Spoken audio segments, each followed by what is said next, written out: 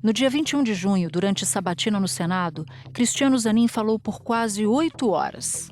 Mas disse pouco, principalmente sobre demandas importantes para setores minoritários, como sublinhou naquela ocasião o senador Fabiano Contarato, do PT. Eu quero fazer esse questionamento, que para mim é muito caro. Porque o Congresso Nacional, ele majoritariamente é composto por parlamentares conservadores. Daí a função do Supremo Tribunal Federal, não com ativismo, mas atendendo a esse papel, tanto contra-majoritário, tanto como representativo e tanto como iluminista, empurrando a história para o rumo certo. E eu quero ouvir de forma muito clara do senhor. Qual é a opinião do senhor sobre o casamento entre pessoas do mesmo sexo, sobre a adoção por casais homoafetivos? E a resposta foi genérica. Eu respeito todas as formas de expressão do afeto e amor. Isso é um direito individual, isso é um direito fundamental, as pessoas poderem, da sua forma, expressar o afeto e amor. Isso tem que ser respeitado, na minha visão, pela sociedade. Os eleitores de Lula, que indicou Zanin ao cargo, ficaram com a pulga atrás da orelha e passaram a observar com lupa as primeiras decisões do ministro recém-empossado. Uma das decisões foi sobre equiparar homofobia e transfobia à injúria racial. 8 ministros seguiram o relator Edson Fachin. Ele argumentou que a injúria racial constitui uma espécie do crime de racismo e que a discriminação por identidade de gênero e orientação sexual configura racismo por raça. A prática da homotransfobia pode configurar crime de injúria racial. O único voto divergente foi o do ministro Cristiano Zanin. Em outra, foi contra a descriminalização do porte de maconha, propondo, porém, uma quantidade que diferencie um usuário de um traficante de drogas. A mera descriminalização do porte de drogas para consumo, na minha visão, apresenta problemas jurídicos e ainda pode agravar a situação que enfrentamos nessa problemática do combate às drogas. Assim, diante do exposto, respeitando os entendimentos em sentido contrário, nego o provimento ao recurso extraordinário. Menos de um mês se passou desde a sua posse, e os votos considerados conservadores criaram uma enxurrada de críticas de apoiadores de Lula, ao próprio Zanin, mas também ao presidente da República. Idealizaram o Zanin, que seria um paladino das causas progressistas, por ser advogado pessoal do presidente Lula. E ele nunca deu mostras disso, ele foi um advogado eficiente para o presidente Lula, e não um paladino das causas progressistas. Não há nada de errado com a posição dele, mas há uma dissociação cognitiva entre o que você queria que ele fosse e, na verdade, o que ele é. Da redação do G1, eu sou Natuzaneri e o assunto hoje é Zanin e a crise na base social e política de Lula. Um episódio para entender como uma escolha pessoal do presidente para o Supremo Tribunal Federal o colocou em maus lençóis entre seus apoiadores.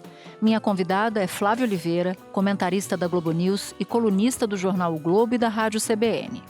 Segunda-feira, 28 de agosto.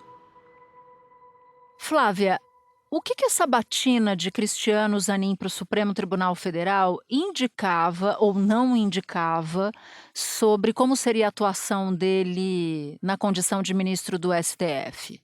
Natuza, não indicava um ministro progressista, né?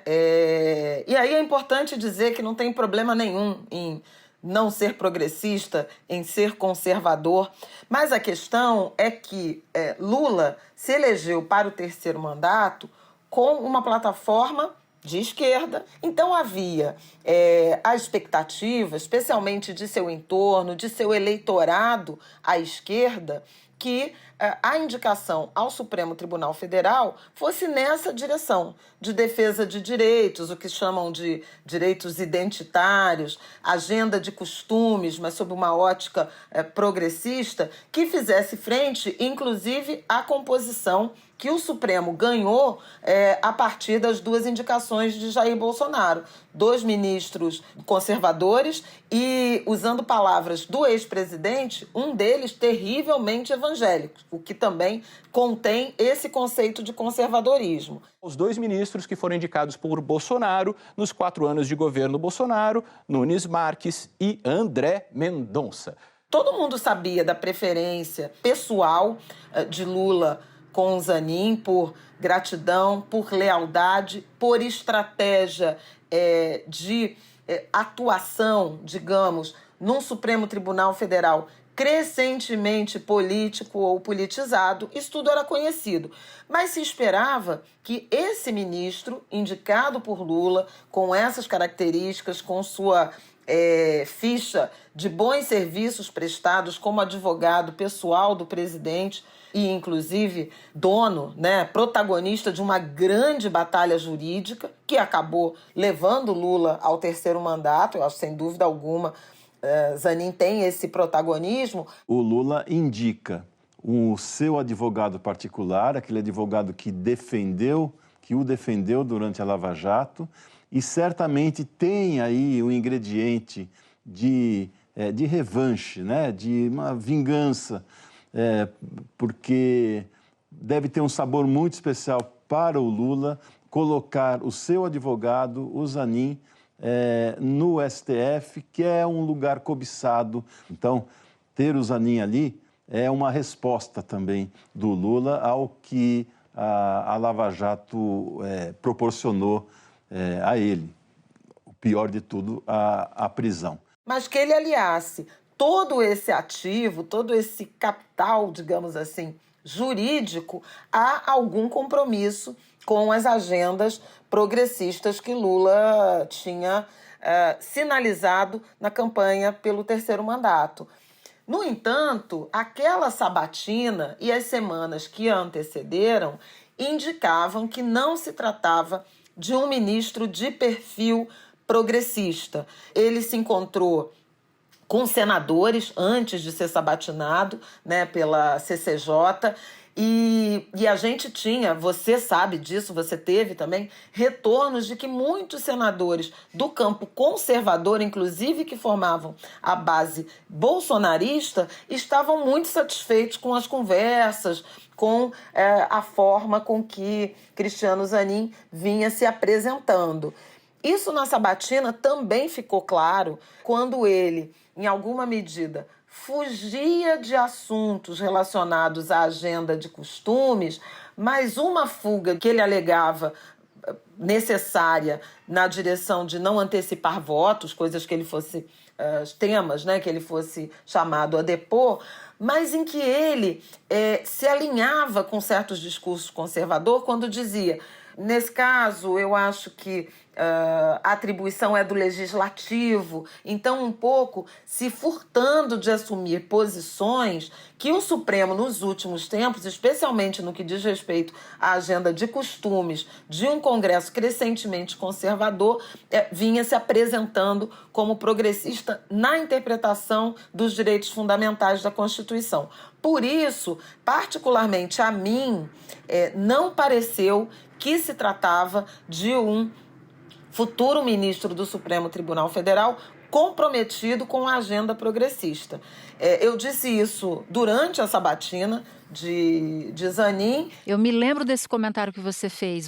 Aliás, você foi uma das primeiras jornalistas a pescar isso. Olha, muito se sabe sobre o que pensa Zanin em relação o que foi a Lava Jato, a tendência chamada garantista. Então, dá para se imaginar como é que vai ser a conduta dele quando julgar casos semelhantes ou que envolvem a agenda criminal.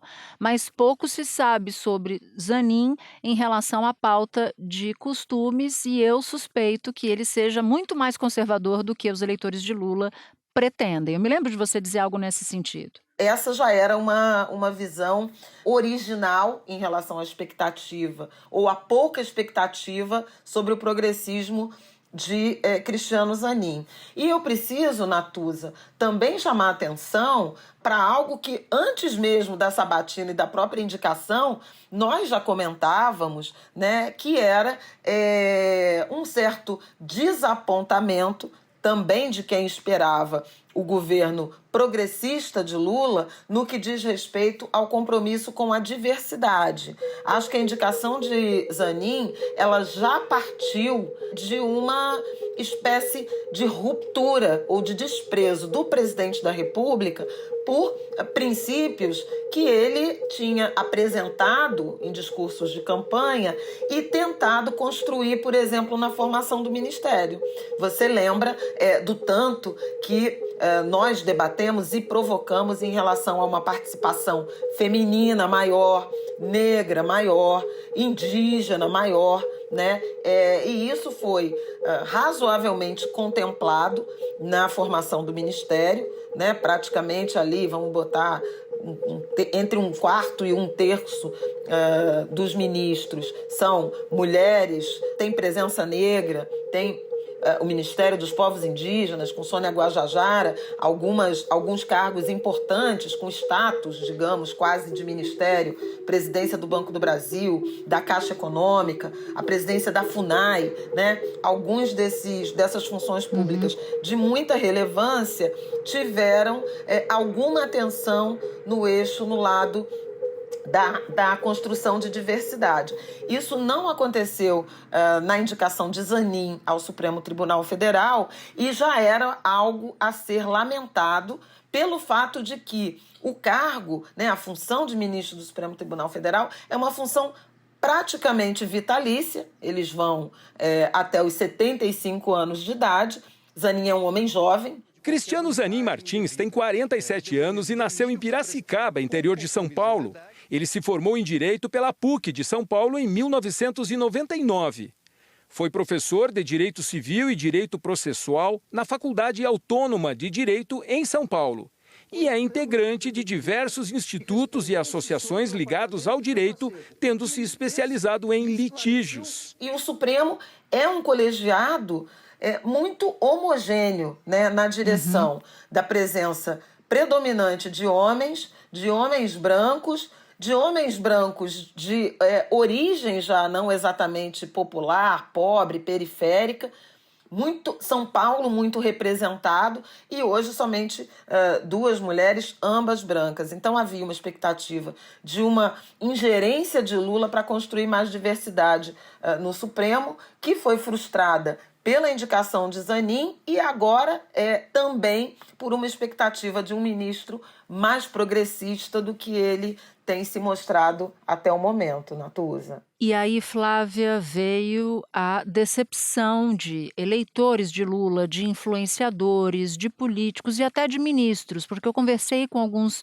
ministros do presidente da República e eles também ficaram muito incomodados, sobretudo com 2 votos de Zanin. Eu queria te pedir para explicar que votos foram esses e para que você nos desse a sua avaliação a partir do posicionamento dele nesses 2 julgamentos. O ministro Zanin já tem 5 ou 6, né? 5 ou 6 votos posições conhecidas, né? Ele pediu vista na ação da revisão para toda a vida do INSS.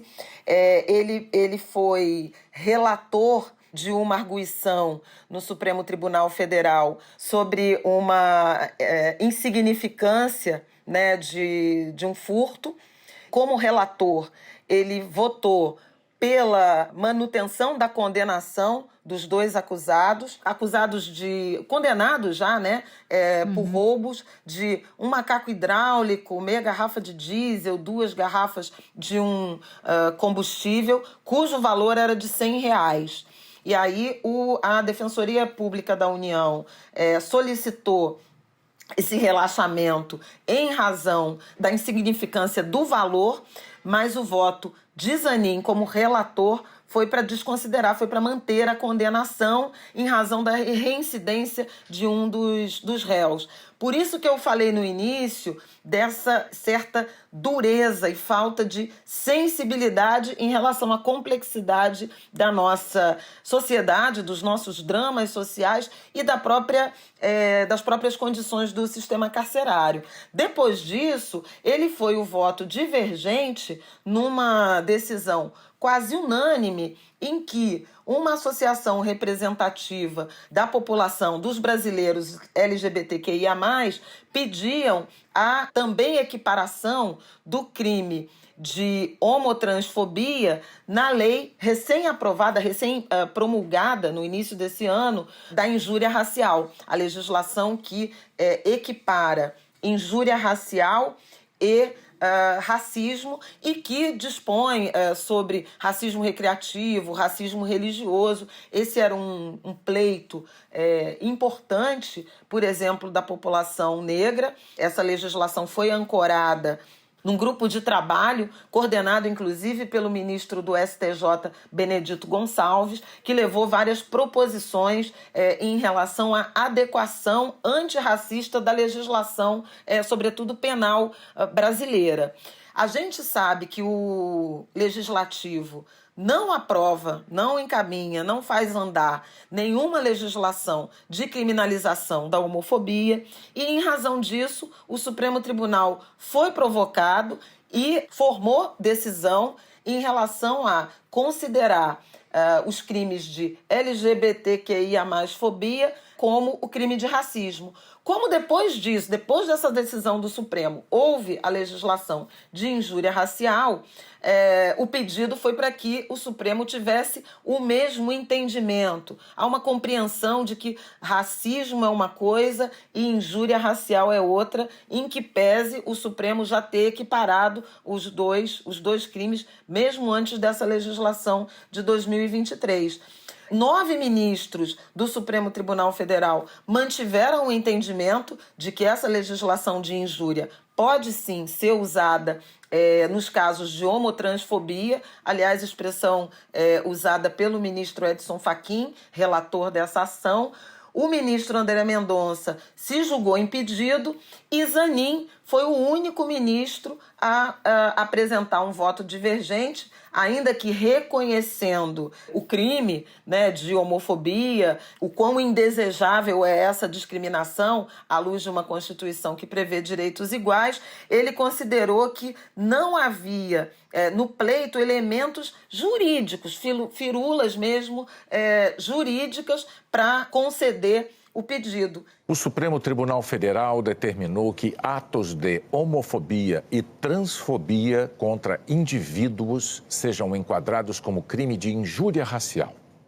Na prática, quem for responsável por atos dessa natureza não terá direito à fiança, nem limite de tempo para responder judicialmente. A injúria racial é uma ofensa à dignidade de uma única pessoa, quando, por exemplo, alguém é insultado por características de raça, cor, etnia ou lugar de origem, e agora também pela identidade de gênero ou orientação sexual. E aí, poucos dias depois, a decisão relacionada à ação muito importante sobre vários pontos de vista para a sociedade brasileira, da consulta sobre descriminalizar o porte de drogas para uso pessoal e estabelecer algum tipo de parâmetro para diferenciar usuário de traficante. Esse é um assunto bastante polêmico, delicado, ainda que não envolva minimamente qualquer perspectiva de legalização da maconha ou de drogas recreativas, o uso de drogas hoje consideradas ilegais.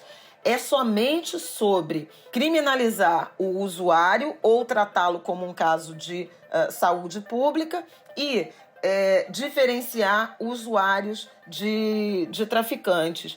Os ministros que votaram até aqui, o relator Gilmar Mendes, acabaram entendendo que não cabe a criminalização do usuário e estão modulando ali posições em relação a que quantidade de maconha configura ou diferencia usuário de traficante. O ministro Gilmar Mendes até tinha feito um voto mais progressista, falando da descriminalização de todas as drogas, mas diante dos votos seguintes, do ministro Barroso, do ministro Fachin, do ministro Alexandre, ele pediu de volta, ele mudou de ideia. Ele mudou e adequou seu novo voto somente à maconha. Zanin foi contra a descriminalização, portanto, favorável à criminalização do uso, e votou favorável a algum parâmetro para diferenciar usuário de traficante.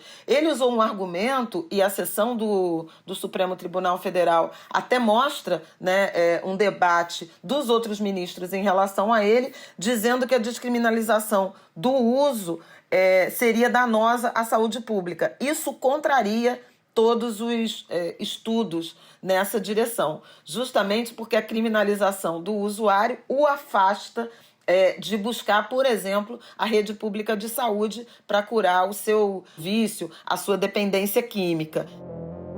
Espera um pouquinho que eu já volto para continuar minha conversa com a Flávia.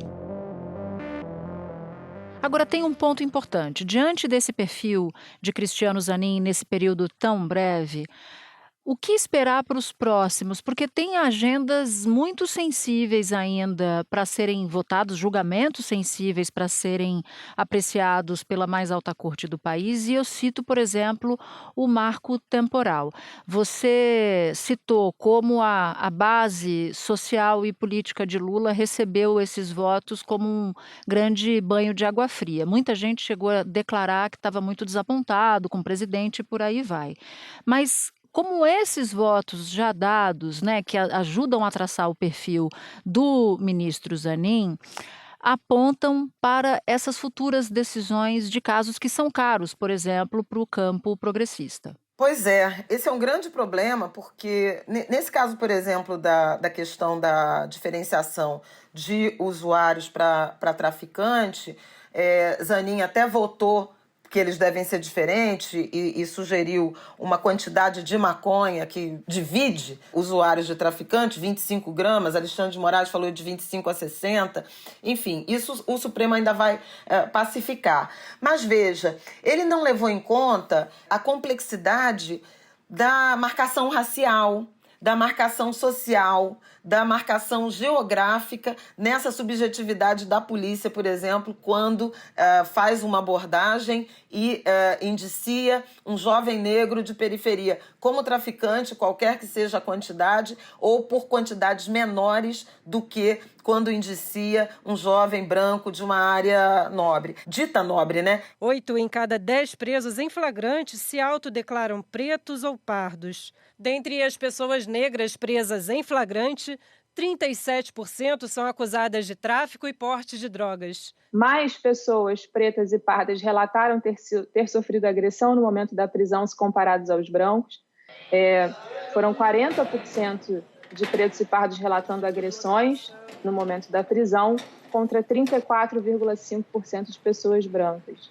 Então, isso mostra que aquela nossa cultura, né, herdada da escravidão, ainda está mais presente do que alguns imaginam. É sobre isso que essas ações têm se debruçado. E os votos de ministros, inclusive como Alexandre de Moraes, que na origem era um secretário de segurança bastante conservador, né, e fez uma migração, né, Natuza? Sempre teve um perfil conservador, foi inclusive filiado a um partido de direita durante muito tempo na sua vida. O ministro licenciado da pasta da Justiça, Alexandre de Moraes, indicado para o Supremo Tribunal Federal pelo presidente Temer, pediu hoje a desfiliação do PSDB. É uma exigência da Constituição para assumir a vaga no Supremo. Mas se mostrou sensível a algumas abordagens do campo da sociologia, da pesquisa, dos conhecimentos em saúde, desses dados que indicam muito viés, né, negativo para quem é preto, periférico, jovem, se veste de uma determinada forma, tem um cabelo de uma determinada forma. O Supremo está interpretando também isso. O que Zanin tem demonstrado até aqui é um apego muito grande à letra fria. Por isso, a preocupação. A preocupação, por exemplo, de que forma ele vai votar na ação que está no Supremo, acho que com pedido de vistas, da abordagem da filtragem racial. E esse é um ponto muito importante para todo mundo da agenda do movimento social que está debruçado em relação ao encarceramento excessivo de jovens negros e o próprio índice de homicídios e de letalidade policial. Essa falta falta de, até aqui, demonstração de uma certa sensibilidade a essa complexidade da nossa vida social, muito marcada pelo racismo, pelas desigualdades, ela preocupa. O mesmo no que diz respeito ao marco temporal, né?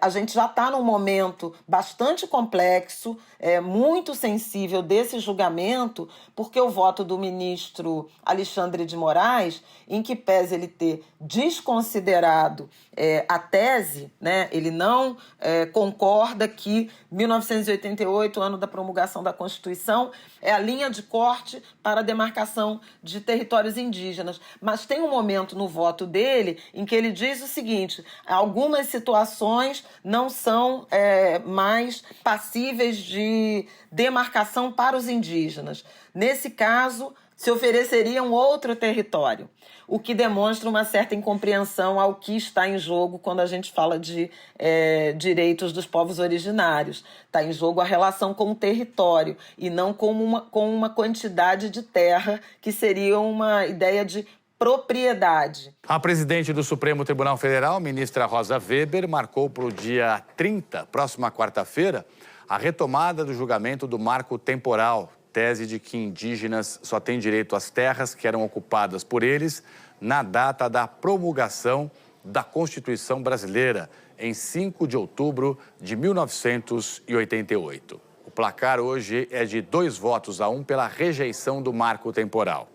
Votaram contra o relator, ministro Edson Fachin, e o ministro Alexandre de Moraes. E a favor da tese, o ministro Nunes Marques. O voto do Alexandre de Moraes agradou muita gente, mesmo rejeitando a tese do marco temporal. Ele fala, inclusive, em indenização aos proprietários que lá estão para o caso de demarcação posterior desse território. Como é que o setor público vai conseguir, são grandes territórios, grandes extensões, remunerar benfeitorias e terra. Então, esse é um voto que preocupa. Aborto, a mesma coisa, né? Ele até na sabatina se manifestou em relação a validar o que existe atualmente, mas deu a entender que mudanças caberão ao legislativo. Isso sugere uma tendência a não acolher a descriminalização, de novo, de mulheres que eventualmente se submetam ou interrompam suas gestações no prazo de até 12 semanas, que é o que está em julgamento no Supremo. Agora, Flávia, quando havia discussão antes do presidente Lula indicar Zanin, ele deu a seguinte declaração: é uma coisa tão minha que eu não quero repartir.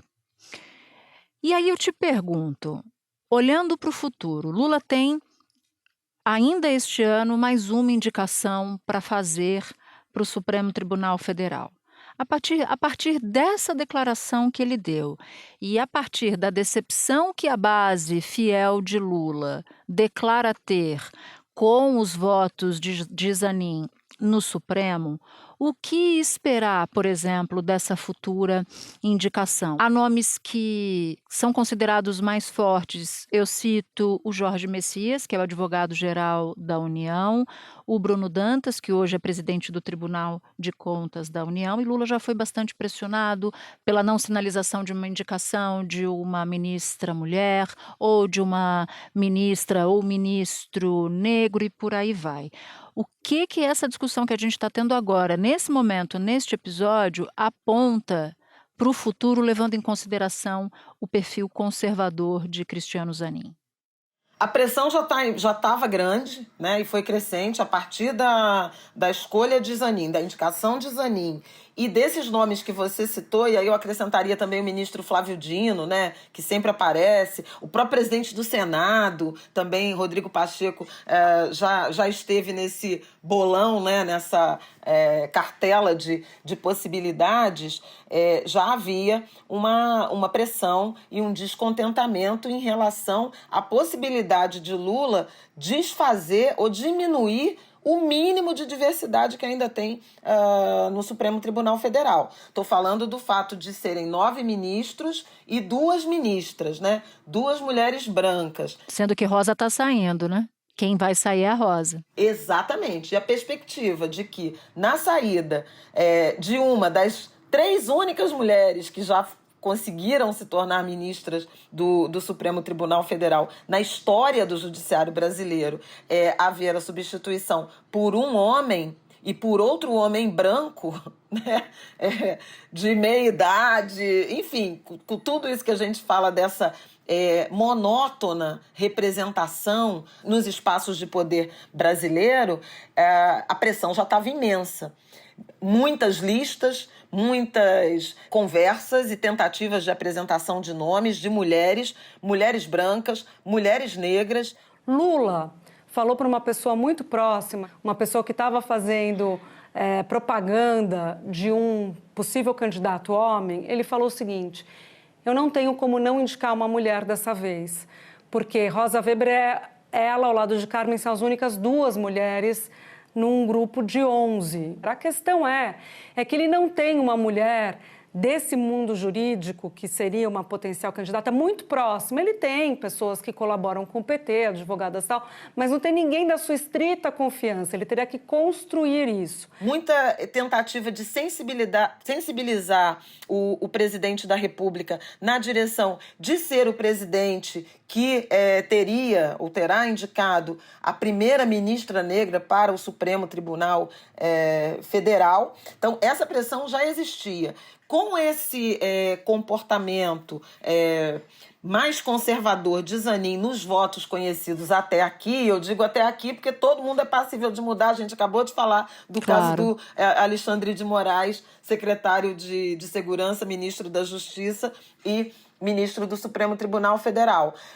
A pressão por um nome comprometido com a agenda progressista, ela será maior. E não é exatamente aleatório, não. Há a percepção de que determinados ministros indicados por um presidente, eles um pouco caminham juntos, dialogam juntos, votam mais ou menos parecido, vem de uma espécie de círculo, ou tem uma bênção provocada até pela própria indicação comum. Então, há uma percepção de que se Lula não indicar alguém de perfil progressista, o que a gente vai ter é uma composição mais conservadora do Supremo Tribunal Federal. Entende isso? Quer dizer, André Mendonça e Nunes Marques não votam mais ou menos parecido quase sempre? Né? Aí a gente tem as mulheres, Fachin, os ministros indicados por Dilma tendem a votar também, tendem a ter uma linha, né? Então a expectativa é de que Lula faça uma indicação mais fortemente progressista, de modo que essa nova ministra, vou falar assim... Se fosse, né? Vamos aqui. Porque eu ia falar que esse novo ministro... Não, que essa nova ministra, que essa pessoa indicada, ela tenha um viés mais progressista capaz de criar um campo magnético que atraia o Zanin, entende? E não o contrário. Então, é uma subjetividade imensa, esse raciocínio, mas ele aparece por conta de comportamentos que aproximam os polos de ministros do Supremo indicados por um mesmo presidente. E só para descrever, Flávia, o que eu ouvi de diferentes atores políticos, tá? A partir do que a gente viu de repercussão nas redes sociais, que foram muito, muito fortes, eu ouvi declarações assim, todas as pessoas do campo progressista, dirigentes, ministros, pessoas do judiciário. Olha, nem quando Lula colocou bolsonaristas no ministério foi tão grave. Outro tipo de declaração que eu ouvi. A única coisa que a gente pediu foi saber as posições dele Zanin. E ele vai ficar por muitas décadas no Supremo Tribunal Federal. E outras como, por exemplo... Isso está na conta do presidente, né? O presidente vai ter que assimilar esse desgaste e saber como é que ele maneja isso na próxima indicação. Vai sim, vai ter que assimilar, em que pese o fato de que há grupos e a sociedade brasileira é muito polarizada ainda, então há grupos do campo conservador satisfeitas com esses votos de Zanin até aqui e, portanto, menos resistentes ou até críticas a Lula, né? Porque eu acho que a gente tem que pensar também assim, o capital próprio do Lula, que é o eleitorado de esquerda, está frustrado, né, em relação a essa primeira safra de votos de Zanin. Por outro lado, tem um núcleo nada irrelevante do eleitorado e da sociedade brasileira que está satisfeita. Quem conhece o Lula, né, e essa tendência à acomodação, à formação de consenso, né, pode até entender que a intenção é essa mesmo, e que ele nem está tão insatisfeito assim, porque ele captura, né, outros grupos do eleitorado que, até outubro do ano passado, tinha imensa resistência a ele. Entende? Agora, no grupo de eleitores, núcleo duro de eleitores do Lula, sem dúvida alguma, há frustração, e essa frustração não tem como ficar exclusivamente na conta de um Zanin conservador, posto que ele não prometeu ser progressista. Esse é meu ponto. Ele nunca fez essa promessa. Havia um desejo ou um contrato de cláusulas não claras, um contrato imaginário, e isso a gente, nas relações amorosas, né, passionais, a gente faz muito isso, né? Assina um contrato que o outro não sabe que está assinando. Boa metáfora. Só por conta dos nossos desejos, né, mais íntimos.